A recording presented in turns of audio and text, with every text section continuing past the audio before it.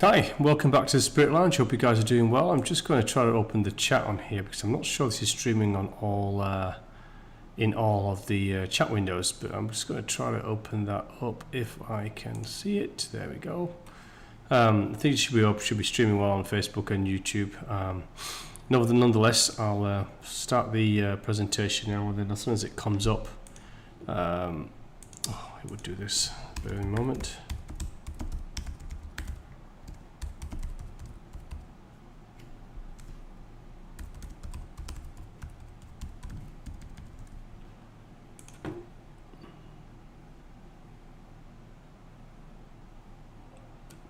Yep, it's streaming them all. Thank you so much for the patience there. Okay, we're going to start on to the next Upanisad. This is very short. This is the entire Upanisad in one session. So it's the Aitareya Upanisad, which is very short. So I thought we'd just rip through this now. The next one's a little bit longer. So let's just get straight into this one. Okay, so... Okay. So again, the Vedas, Hindu esoteric spiritual text accompanying the four Vedas, the Upanisads rather accompanying the four Vedas, Rig, Sama, Yajur, and Atharva Veda, 1200 to 400 B.C.E. Remember, they're written with the narrative at the time, how people described things that were around them at the time, how they used the cosmic, natural, and bodily aspects to describe what they perceived as being the all, what was regarded as wealth, cattle, sons, and things like that of the time. So they used the narrative and words of the time.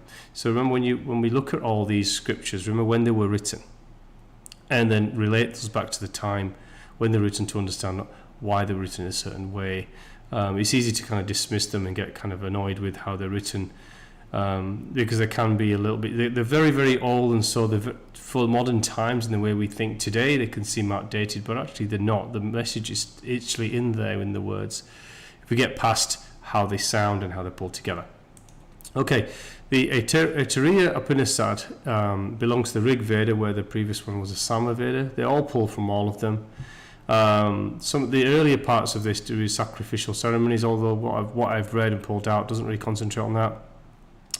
And it talks more about the Upanisads themselves are trying to lead the mind away, mind of sacrifice away from other outer ceremonial and towards greater inner meaning.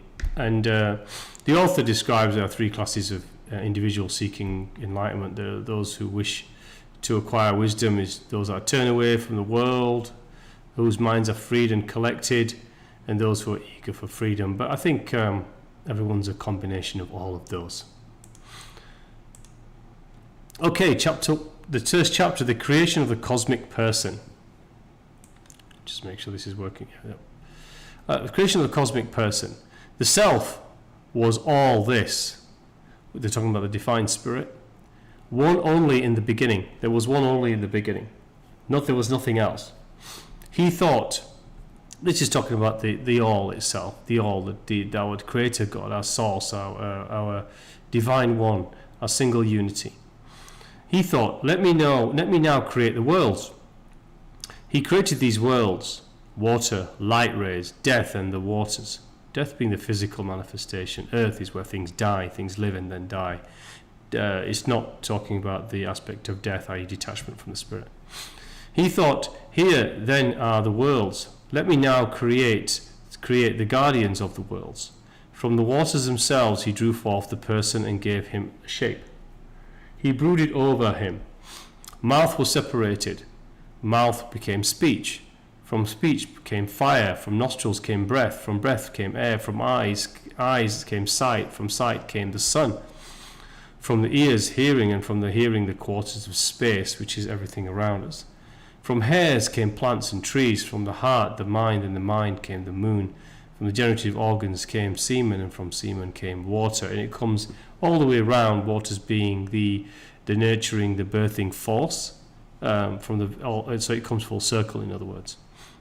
And the comments from the author was, nothing else whatsoever winked. So in this chapter, there is a statement here called nothing else whatsoever winked, and I didn't add it.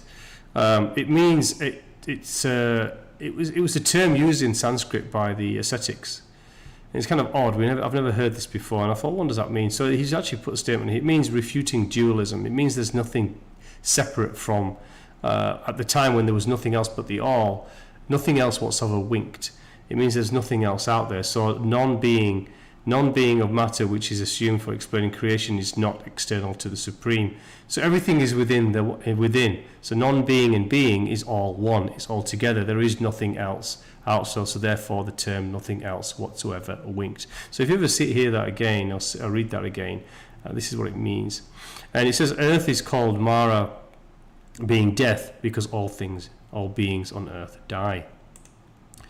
Okay, and the next section to the same chapter was the cosmic powers in the human person.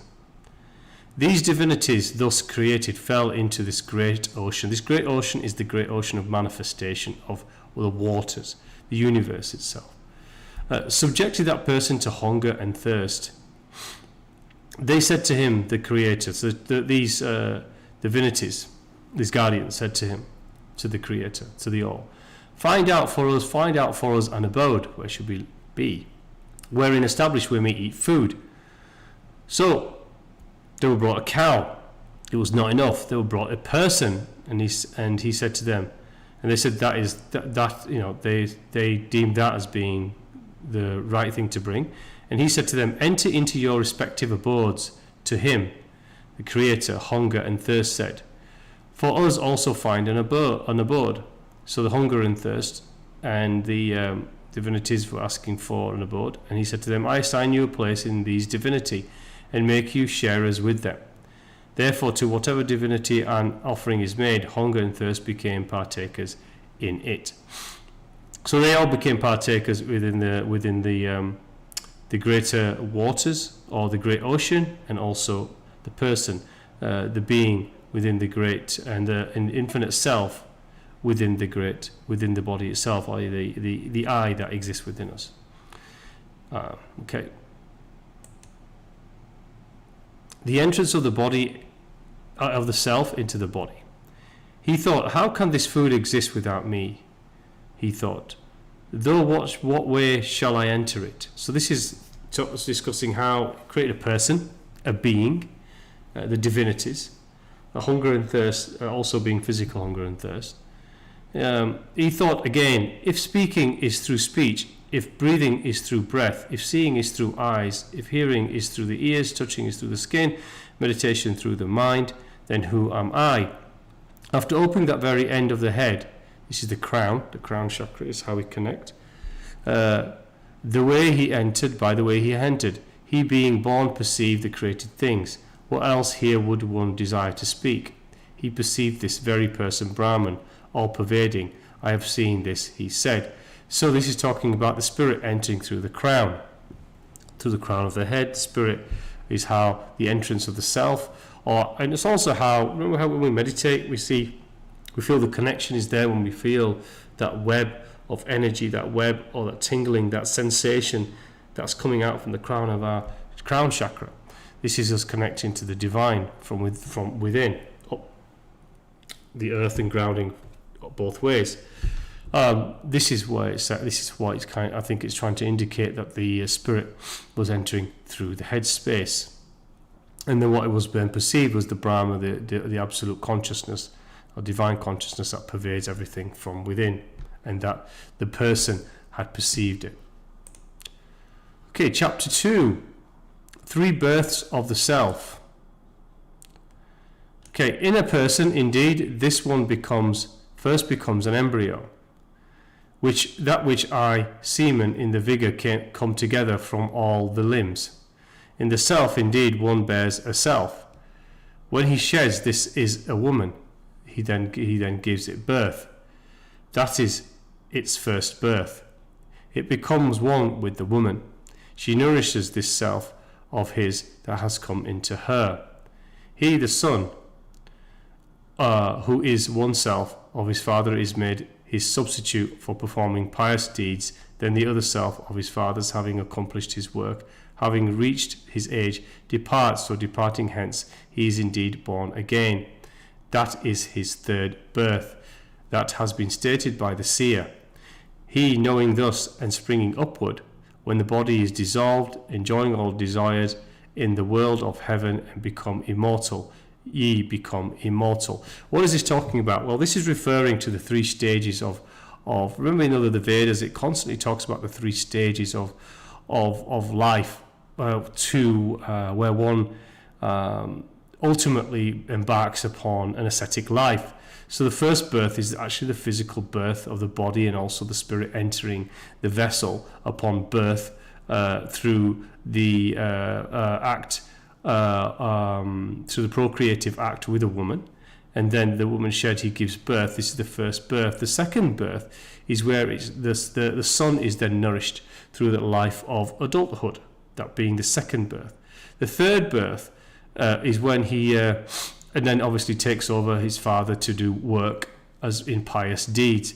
The second one is where he leaves the father and goes into ascetic life in the forest to become an enlightened seer, an ascetic, a sage, a guru, and so forth. That being the third birth. That's what is stated here. And then obviously once that ascent has been achieved, then he leaves the body, and the body is dissolved, and he becomes immortal after leaving the immortal sphere, or the physical body. So this is talking the three births of the self. The evolution, or rather the re-emergence of the self within the non-being material self throughout life. Okay, chapter 3. Who is one? We worship him as the self. He by whom one sees, or by whom one hears, smells, articulates, by whom one describes